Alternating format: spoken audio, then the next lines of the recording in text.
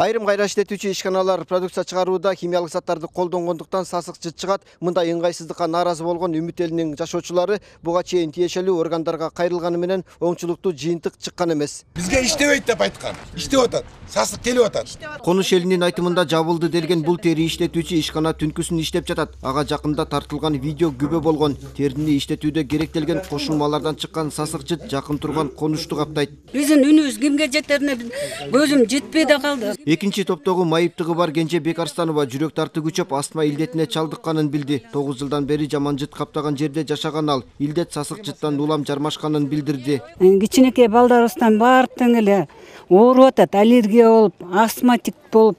Мен да өзүм сердечный астма деп диагноз койдум да. 10 күн болду больницадан чыкканыма. Түндүн бир окумунда бир сасык келет. Bir кислота менен бир оозуң менен мурдуң менен эшикке чыгып дем алсаң, дем ала албай каласың ошо сасыктанчы.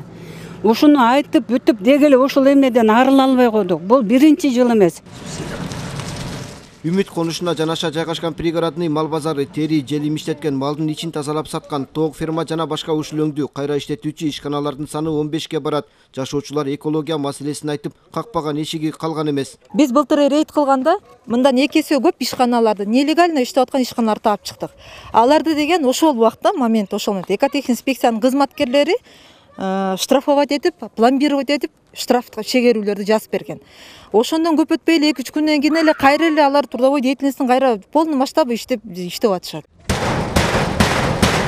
Буга чейин бир нече мыйзам бузуулар аныкталып, айрым ишканаларга 15ден 90 миң сомго чейин айып пул салынган. Тери иштетүүчү объектини жабуу чечими кабыл алынган. Айыл башчынын айтымында документ жүзүндө бардык нормалар сакталган жана арыздаттануулар боюнча биргелешкен текшерүүлөр жүрүп турат. Кээде болот ушу жашоочулар менен биргеликте эгер факт болуп калса, сразу эле на месте өзүбүздүн комиссия чыгып карап текшерип атабыз. Мына түтүн чыгып атат деп бизге кайрылуу жасаган, биз да роодун участковыйлар менен сүйлөшүп, эгер факт болсо чогуу житель менен биз чыгып на месте карайлы, текшерели. Анын үстүнөн контроль жүргүзүп атабыз.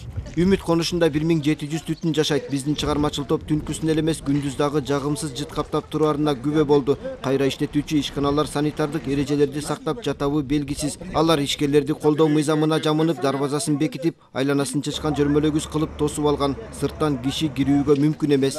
Уланбек Тиканбаев, Нуркамил Асанов, Ала Тоо 24.